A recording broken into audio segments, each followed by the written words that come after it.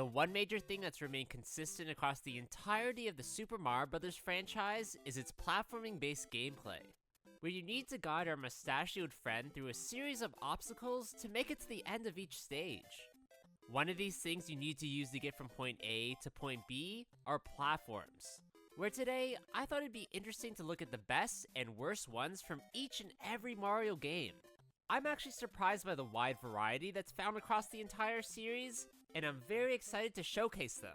And oh yeah, before I get started, my name is Copycat, and if you haven't yet, then please subscribe to my channel, hitting that bell to stay notified when I upload new videos. The very first game to come out in the mainline series is Super Mario Bros. For the Nintendo Entertainment System, where the first platform on the best side of things I want to look at are the vertical/horizontal ones. Whenever these show up, you have to use them to traverse either up or down, left or right, using them to get to specific places that you otherwise wouldn't be able to. These are relatively simple in the grand scheme of things, but a great place to start in this video as they are very helpful in completing levels. Another I like from this entry that's fun to traverse on are the seesaw lifts, which act just as you'd imagine, where standing on one side will make the other raise up and vice versa. These are almost always exclusively found in athletic-based stages, almost always placed over a void. These can be difficult at times to maneuver on, but risky things like this are needed to ensure things are fun, and makes it so that you can't just speedrun through things. Finally, I just want to mention the cloud block platforms that are located in the coin heavens found up a beanstalk that are always within a hidden block in certain levels. As you can see, this type of platform is made out of tiny fluffy clouds, and when stood on it begins to move, where you need to use it to jump and collect as many coins as you can. It sorta sucks that these are designated to secret areas, but they at least stand out when you do come across them. Moving on now to the worst side of things, we're gonna start with the flimsy lifts, which when stood on causes them to drop while you're on them, eventually disappearing into the void below. I wouldn't say this is necessarily bad, but they are just difficult enough to platform on to not be considered good. The only other one I wouldn't say is great are the up and down elevator ones, found primarily in the castle-based stages. The reason why I really don't like these is that they just don't really add much to the gameplay and are super simple to jump across. Also, they only appear in pairs, which doesn't make much sense as it would have been more interesting if they showed up in bunches, but whatever. The next to be released in the original trilogy is Super Mario Bros. 2. They came out from the NES in 1988, where I'd have to say one of my favorite platforms in it are the icy ones, found throughout the entirety of World 4. When you're platforming on these surfaces, you have very low traction as they're meant to be super slippery, making your avoidance of enemies and obstacles much harder than usual. This is actually an enjoyable experience in this relatively simple game, a feature that would carry over in basically every other Mario title after this one. Another platform type thing from World 4 that I have to show off are the water spouts that come shooting out of the whale's blowholes. You can stand on top of these blowholes once the water retracts, and then launch yourself upwards once the water comes back out, using it to reach higher up areas in the level. There is some risk involved here, as if you touch the side of the spout then you will take damage, so be careful and tread lightly or else you will die. One platform that could be seen as both good and bad are the albatross enemies, where in many instances you need to ride on the back of these bird-like foes to cross extremely large gaps. I'm neutral on this type of platforming as it's really only hard the first time you come across it, but I'd love to know your thoughts in the comments below. The only one I want to look at as being intrinsically bad are the hoopsters, which are spider-like baddies that crawl up and down on trees and vines. These are especially super annoying in World 5 too, as they are littered literally everywhere throughout the stage and very tough spots to maneuver through, needing to use the dead spots on their head to stand on them, as it's the only way you won't take damage. Even if you're patient, there's other enemies like the panzers and sniffets that stop at nothing to try and damage you, so I guarantee you will lose a few lives here. The final of the original NES trilogy, Super Mario Bros. 3, came out for the system in 1990, having two types of platforms that could be considered good that I want to look at, starting with the really cool directional lifts. These are elongated blocks that Mario can stand on, and will move in whichever direction the arrow on it is pointing. where whenever you jump again, that will change the direction so you can use it to navigate upwards through certain obstacles. This works the best in the World 4 Second Fortress, where you need to traverse through a pipe world setting dodging piranha plants along the way, and in World 7-6, which is somewhat similar but adds way more hazards and chances to fall back to the bottom. Again, this is a case where risk is good, as it removes any stale gameplay that might end up feeling boring.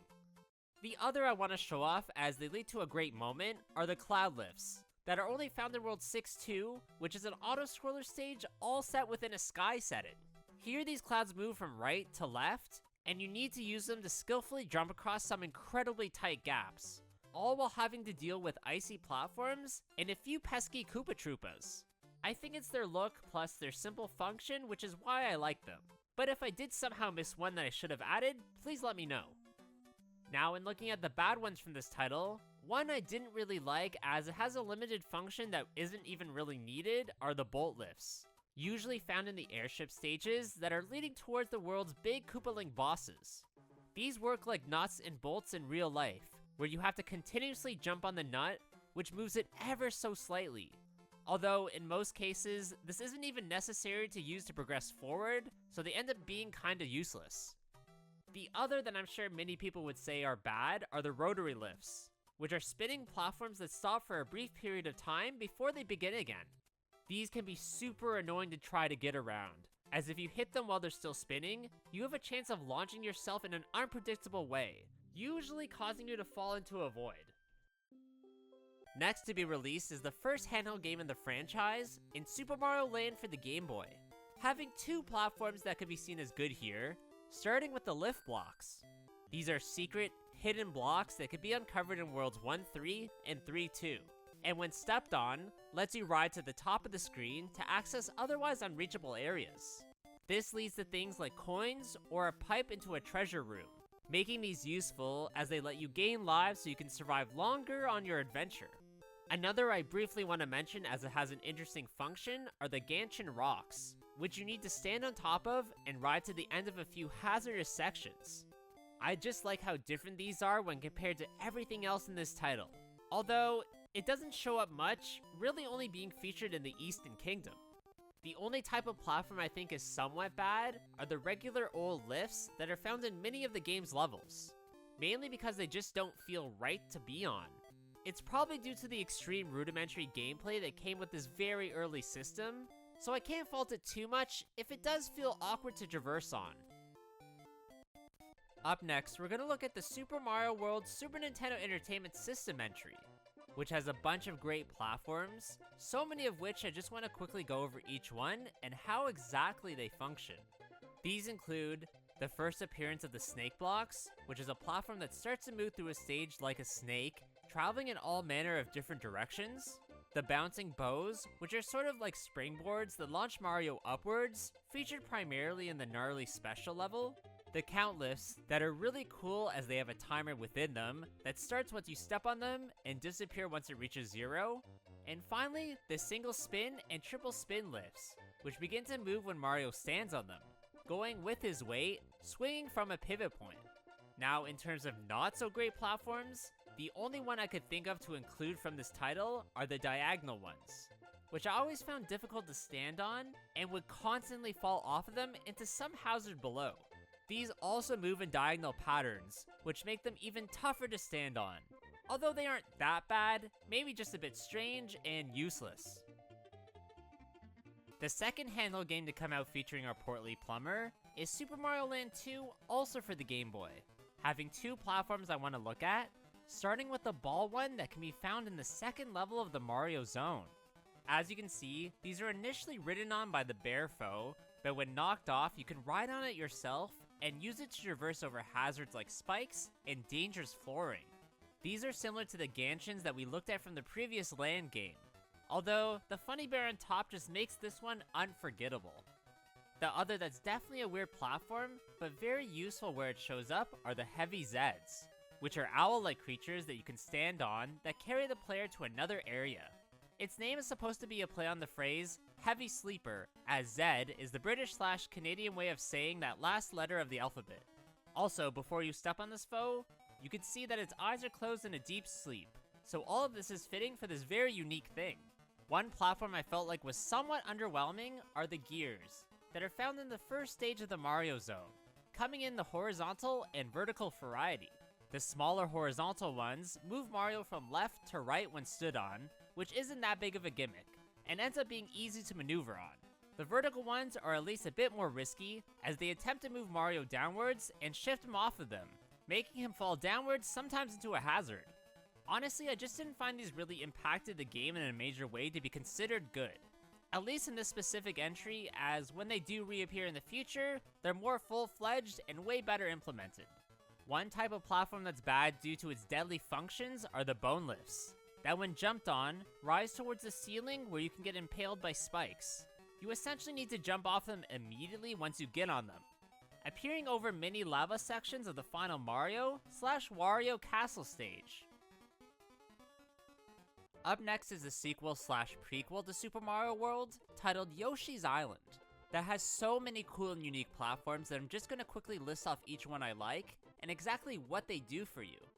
The absolute most notable are balloons that Yoshi can ride on as a sort of vehicle for a short period of time, the beanstalks that spawn from large seeds and grow leaves that you can progress upwards on, chomp rocks that can be pushed to defeat any enemies caught up in their paths, plus can be used to stand on top of to reach otherwise unreachable things, the countdown platforms that are sort of like countdown lifts from the first world entry, but stay stationary and only disappear if you're on them for the full duration, the makeshift surfboards that you can use as boats to travel through lava in, the paddle wheels that are 4 smaller platforms chained together that you sometimes can move through a stage over voids, the red balloons which you can use to ride through certain stages after you pump them up, the ski lifts that are suspended from rails that take you through the snowy mountains, the snowballs that Yoshi can stand on that become larger as they roll, spinning wheels that are lists that travel the direction they're pointing when you're on them, the teeter-totters that come in long and short versions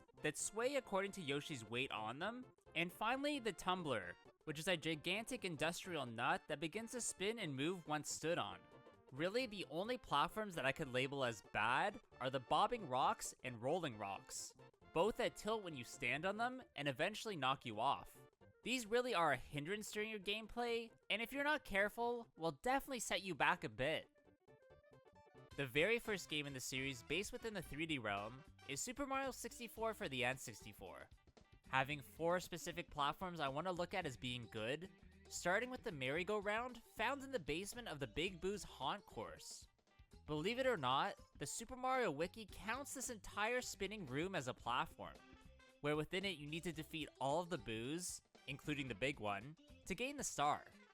This is pretty tough as the floor rotates relatively quickly, and there's also flamethrowers that you need to avoid, which ups the ante even more. Next, an absolutely great one is the puzzle platform that's found within the Lethal Lava Land course, where the pieces constantly shift, containing 8 red coins over a few of them that you need to collect.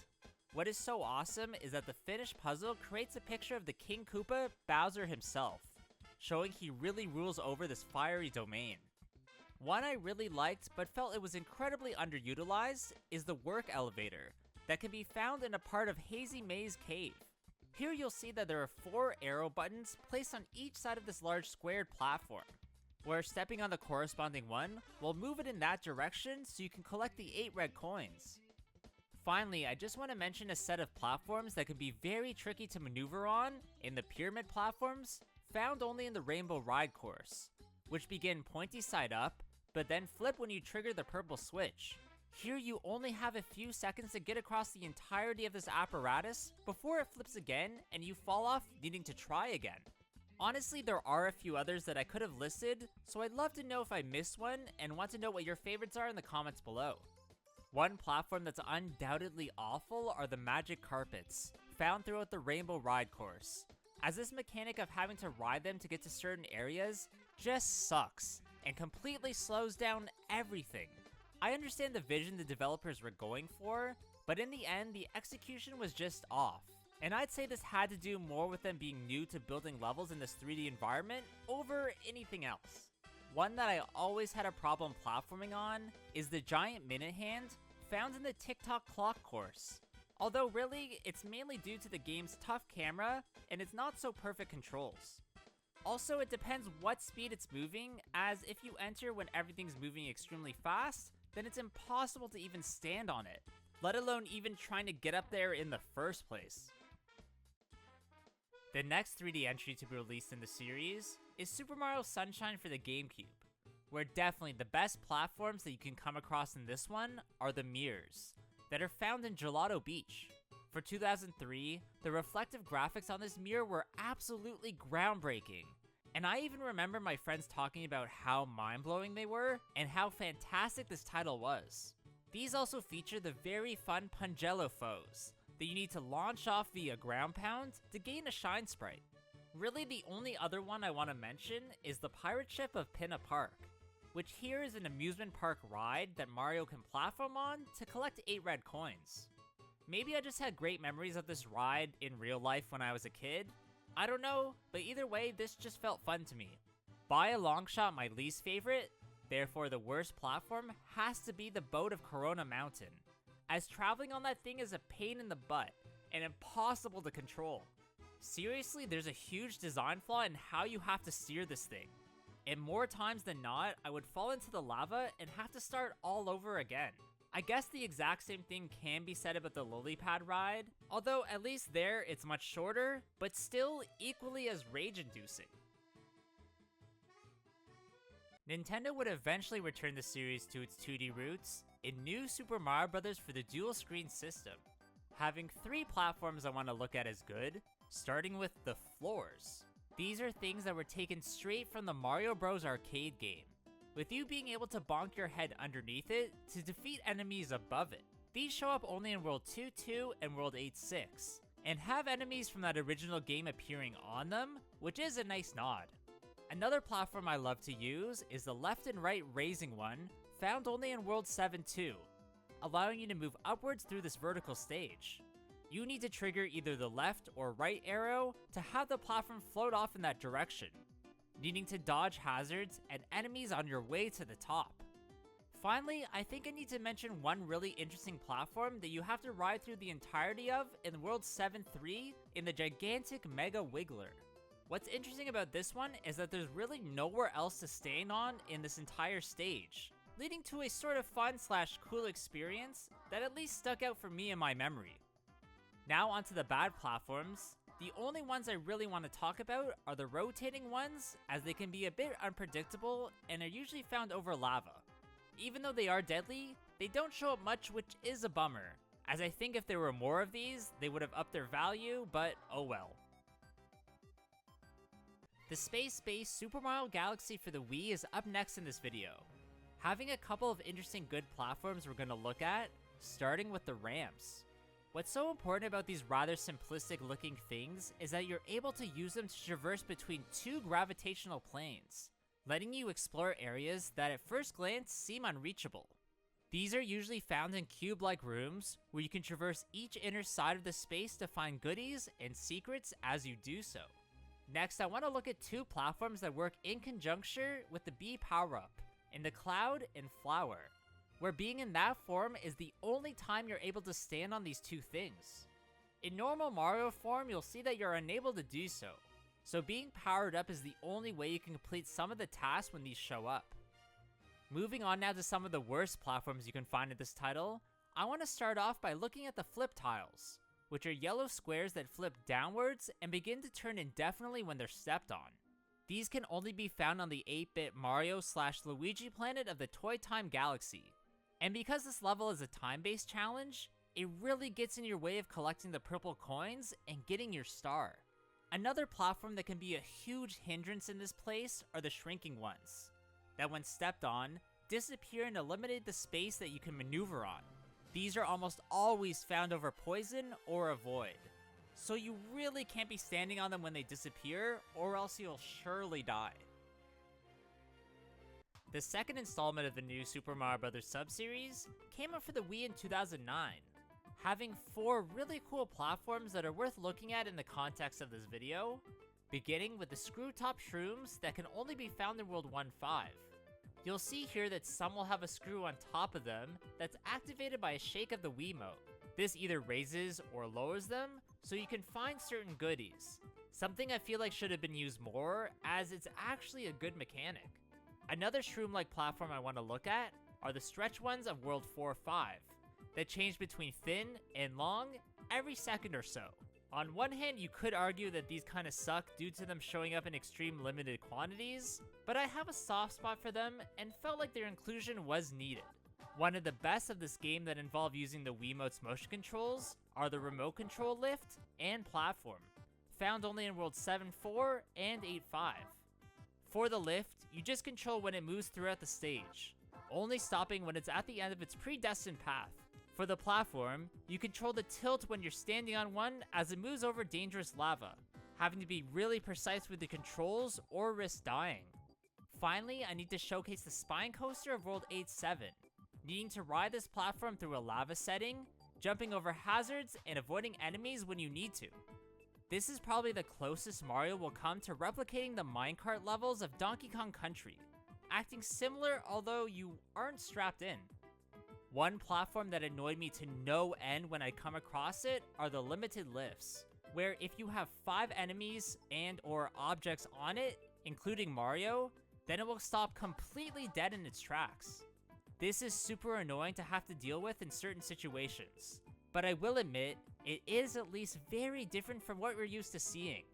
Another one I didn't really like when I first stumbled across it are the pendulum platforms of the World 1 Tower, which are just chain platforms that swing from side to side indefinitely.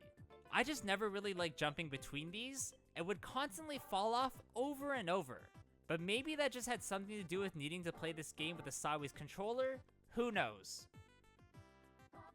In the second space-based entry, also coming out for the Wii but here in 2010, there's only 2 platforms I want to talk about. One good, one bad. Starting with the ice meteors. This is the name given to the ice that's placed over the lava in the Shiverburn Galaxy mission Prince Picante's Peppery Mood, allowing you to skate across that hazard, which is incredibly useful and super duper fun. The one that's bad would definitely have to go to the flipping panels, which flip between red and blue every time your character performs a spin. This gets really hard in especially the Grandmaster Galaxy, as you have to deal with other factors as well, and in my opinion, is the hardest section to complete, especially without a power-up. Nintendo would eventually combine aspects of the series' 2D and 3D realms with the release of Super Mario 3D Land for the 3DS, having many great platforms I want to look at, so I'll just briefly mention each one and why I think they're good. These are the flip panels that when activated form temporary pathways to aid you in crossing gaps and get over other dangerous things, the cylindrical cages that help you roll over bodies of lava, the rubber pads that are mushroom-like platforms that can be bounced on, the spine coaster that takes you through a lava course which is interesting in the 3D realm, the switchboards that move along a track and travel depending on which area Mario is standing on, and finally, this game's version of the donut blocks, which here features some of the riskiest platforming moments that you can find. One that at first I liked, but over time started to hate, were the beat blocks, that disappear and reappear to the beat of the music. At times, if you aren't pinpoint precise with your movements, then you'll fall off into the void and lose a life. So these quickly became tedious, and that just sorta sucks. The only ones I feel like I should mention being somewhat bad are the flipping platforms, that do just that every single time Mario jumps. Of course these are similar to the flipping panels from Super Mario Galaxy 2, but obviously on a much smaller scale, although still pretty tricky. The next installment of the new Super Mario Bros. Sub-series came out for the 3DS in 2012, having a bunch of platforms I feel like we should quickly mention, starting with the on/off switch controlled conveyor belts. These are just regular old conveyor belts that we've seen before, but here when the block is triggered, they change directions, allowing you to get to new places. This is the main gimmick in the World Flower Castle boss fight against Lemmy, needing to trigger the switch which leaves the Koopaling open for an attack. Another one I thought was great is the segmented platform, also known as a dry bone skull raft, needing to ride this vehicle across the lava in World 6-2. What's also cool about it is that once it comes to a complete stop, You can ground pound its head and gain a bunch of coins, and maybe even a 1-up. Finally, I want to focus on both the raft and the sky move lift, both having the mechanic of moving forward through the stage once Mario's on them. These lead to two of the most interesting moments in the entire game, adding risk to your gameplay and a sort of difference you're not used to. Honestly, I couldn't find a bad platform in this game, so truly, if I did miss one, then please let me know in the comments below. The final installment of the new Super Mario Bros. Sub-series came out for the Wii U in 2012, having 3 platforms I want to show off as good in this one, starting with the arrow lifts. These unique things begin to travel quickly in the opposite direction they're initially pointing to when you traverse on them, having to use them to reach certain spots to get star coins and other goodies. The second are the leaves that appear from the giant beanstalk of the Skyward Stalk stage, needing to use them to move upwards in this vertical auto-scroller. You do have to be careful as eventually the leaves will turn brown and fall off, but that just makes things harder and even more fun. The third of the best ones has to be the water balls, that are giant masses of water that float in mid-air that you're able to swim through the platform upwards and across. Even though this isn't that big of a feature, I still thought it was cool when I would play through it, and was left wanting even more. The only platform I want to mention as bad is one that can be pretty deadly in the bridge, which is found in the final battle stage when you fight Bowser Jr. in his clown car. Every time the Kid Koopa slams down on this platform, it causes ripples to form throughout it, leading to a tough battle where you can easily die. Up next, we're going to look at a few really amazing platforms from Super Mario 3D World for the Wii U that was later re-released for the Switch. Where here I'm going to start off with the touchstones that make use of the system's gamepad. Here when they show up, you can touch them on the screen and they will activate in the game, allowing you to get to higher up areas or reveal secrets. This is a gimmick from this entry that's actually good, as soon we'll look at some that are truly bad. Next is one of my favorites in the dash panels, which quickens up your character when you run by them, allowing you to reach breakneck speeds. This is something directly out of Mario Kart, where the Mount Must Dash stage perfectly reflects this and is a great experience. One that the Mario Wiki classifies as a platform, so I'm just gonna roll with it, are the trains, that act sort of like bonus levels, giving you oodles of coins. They aren't really the funnest of times, but the large prize alone puts them on this side of the video. The first of the bad platforms we're going to look at is also one of the most gimmicky in the entire game, and the propeller ones, which are activated in it by blowing into the microphone on the gamepad. I just don't care for this type of feature to be implemented into my Mario gameplay, and it doesn't add anything of value to make things better. Another very gimmicky one that I just wasn't impressed by are the multivators, that are platforms that are only activated when stood on by a certain amount of characters. This is almost always paired with a double cherry power-up, as that splits your character into multiple versions of themselves, and you have to figure out how to guide them properly through a stage. The final platform I want to look at that I just felt was a bit underwhelming are the invisible walkways, as I did like the idea, but I found it didn't really change the gameplay in any significant way. This at least was used a bit better in the spin-off Bowser's Fury game mode, featuring in the majority of the Trickety Tower area, which is very memorable. Next up is the absolutely massive Super Mario Odyssey Nintendo Switch entry, having just a couple platforms I want to focus on, starting with the Flower Roads. These appear when you've activated a switch, which generates a flower pathway in front of you in mid-air, with you needing to traverse on it before it disappears behind you. This is most notably used in A Long Journey's End, going over an enormous void, so you really gotta be on your toes. The only other one I want to look at is the Floating Corn. It's cold. A big open nose, it has to choose. Found in the Luncheon Kingdom, which really is just a rolling cylinder that you can ride on top of to get to other areas. I think I just like this one for the memes, and the fact that it fits the aesthetic of this kingdom so well. One that I just found super difficult to platform on are the sand geysers, that pop up from the ground for a brief period of time, giving you something that you can jump across. However, if you aren't quick enough, then they'll go back into the ground and you'll either fall off or have to wait till they activate again. But for some reason I never liked these and just found them tiresome. The final game we're going to look at in this video is the newest Super Mario Bros. Wonder Switch entry. Having a lot of standout platforms that I'm just going to quickly go through and explain why they're good. These include the downpour clouds that rain waterfall that you're able to swim up to its top, the drop-down countdown lifts that has a number that decreases when a player touches it, eventually falling when it reaches 0, the rhythm platforms that act as a catapult every time the beat hits, the zip tracks that you're able to grab onto and travel at very fast speeds, the pump lifts that are accordion-like and moves on a track when stomped on, and finally the pushable walls that can be pushed through a stage if you're in elephant form so you can solve different puzzles. The only one I really want to mention as being bad are the linking lifts that can be collected and added to the platform you're standing on to make them longer. I just never felt like this added any risk, and you're never really in dire straits of running out of this platform. Although, I see that an attempt was made, but it just didn't land. Alright, that's gonna be it for today's video, guys. I really hope you did enjoy this one. If you did, please leave a like, comment below what you thought about it, and of course subscribe to my channel.